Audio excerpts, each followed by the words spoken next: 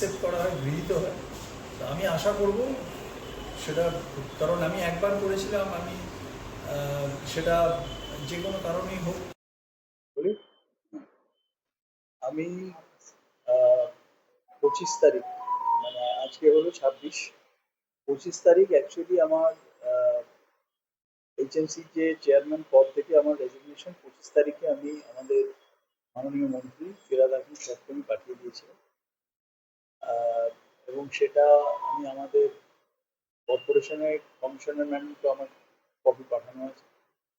তো বেসিক্যালি সম্পূর্ণ ব্যক্তিগত কারণের জন্য আমি এটা একটা সিদ্ধান্তে, আপনারা জানেন এর আগেও আমি একবার রেজিগনেশন দিয়েছিলাম, তখন সেটা যে কোনো কারণেই হোক সেটা অ্যাকসেপ্টেড হয়নি।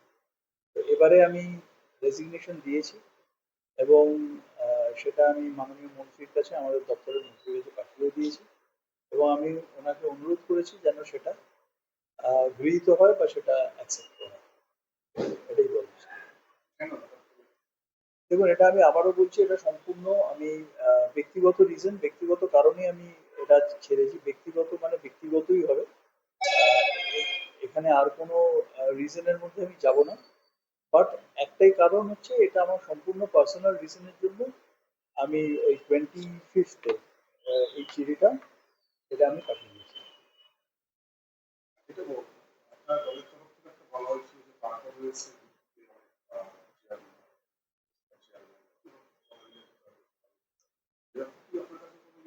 দেখুন, আমার কাছে কোনো ইঙ্গিত কিছু নেই। আমি একটাই কথা বলবো যে এবছরেও আমাদের হাওড়ায় আপনারা দেখেছেন তুমুল যে বৃষ্টি হয়েছে, তুমুল বর্ষা হয়েছে। এবছর সব জায়গাতেই তুমুল খুব বৃষ্টি হয়েছে এবং এই প্রবল বৃষ্টির মধ্যেও এবারে হাওড়া শহরে সেভাবে ওয়াটার লগিং আমাদের কিন্তু আমরা দেখিনি। জল দাঁড়িয়েছে, খুব দ্রুত জল নেমে গেছে, এটা সাধারণ মানুষও দেখেছে।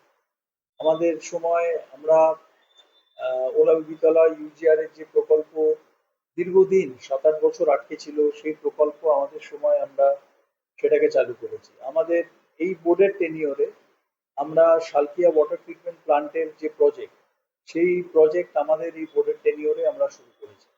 অতএব আমাদের এই 4 বছর প্লাস প্রায় 4.5 বছরের কাছাকাছি যে আমাদের টার্মে, সেখানে আমরা আমাদের সাধ্য মতো, মানে এবং আমি ব্যক্তিগতভাবে আমার সাধ্য মতো চেষ্টা করেছি সমস্ত কাজ করার। এবার দেখুন, পুরসভার তো সব কাজ একবারে করে দেওয়া সম্ভব না। আমাদের অনেক রেস্ট্রেন্ট ছিল, আমাদের ফাইন্যান্সিয়াল রেস্ট্রেন্ট ছিল, আমাদের ম্যান পাওয়ার রেস্ট্রেন্ট ছিল।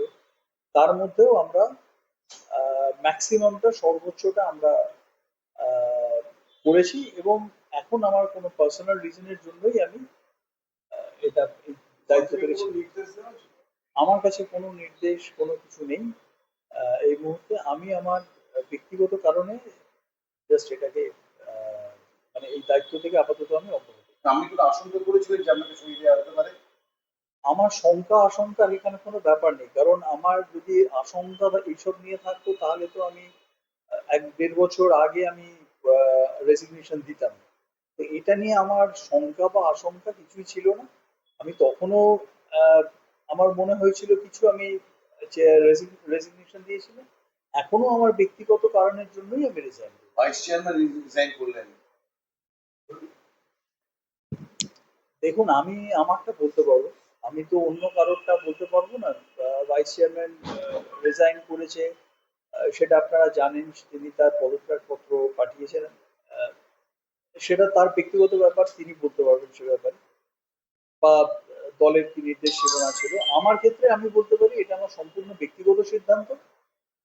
এই ব্যাপারে আমার কাছে কোথাও কোনো চাপ, প্রেশার আমার কাছে কিচ্ছু ছিল না। আমি এক- একদম পার্সোনাল রিজনের জন্য এই দায়িত্ব চাচ্ছি। গতবারও কিন্তু অ্যাকসেপ্ট করা হয়নি, এবারে যদি অ্যাকসেপ্ট না করা হয় তখন মানে পার্টি থেকে দেখুন, এটা রাজি হবে। আমি আমি আমার মাননীয় মন্ত্রীকে আমি রিকোয়েস্ট করেছি, অনুরোধ করেছি যাতে এটা মানে অ্যাকসেপ্ট করা হয়, গৃহীত হয়।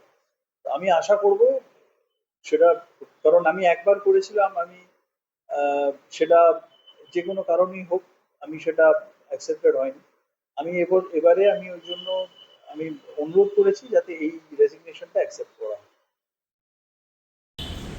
হাওড়া মিউনিসিপ্যাল কর্পোরেশনের ব্যর্থতার কারণে হাওড়ার মানুষ বিগত 2018 থেকে 2025 পর্যন্ত দুর্ভোগে ভুগছে।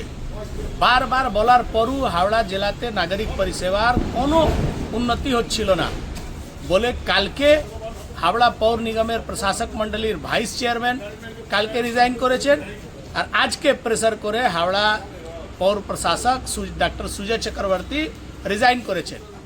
কাল পর্যন্ত যিনি পূর্ণভাবে সুস্থ ছিলেন, পুরো হাওড়ার ব্যবস্থাকে ভালো করে চালিয়ে দেবেন, সব কিছু ঠিকঠাক আছে বলছিলেন, তিনি হঠাৎ করে আজকে ব্যক্তিগত কারণে ইস্তিফা দিয়েছেন।